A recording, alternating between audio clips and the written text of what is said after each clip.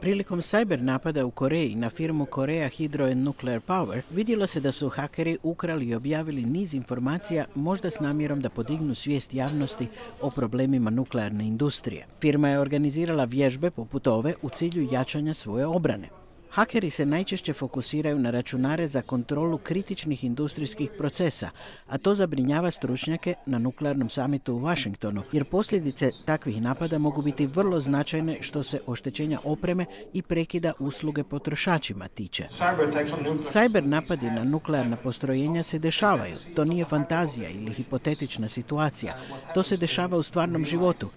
Čak i u sofisticiranim nuklearnim objektima, kažu stručnjaci, teško je uvjeriti korisnike računara da poštuju osnovne sigurnosne mjere, time što neće otvarati e-mail privitke od nepoznate adrese ili neće stavljati USB ili pendrive iz nepoznatih izvora u svoj računar. Nemarni zaposlenici su najveći problem, rekao je putem Skype-a Ryan Kallenberg iz firme Proofpoint za cybersigurnost.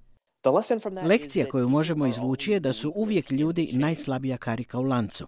I dok su nuklearna postrojenja najveća meta, stručnjak u firmi za cybersigurnost Agari kaže da oni imaju zaštitu protiv drugih vrsta prijetnji.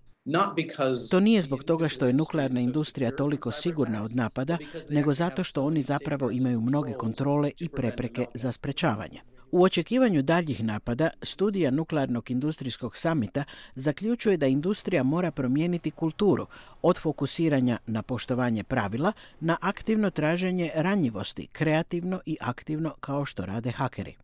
Autori studije pozivaju i na proširenu suradnju među kompanijama i vladama u pokušaju obrane od takvih napada.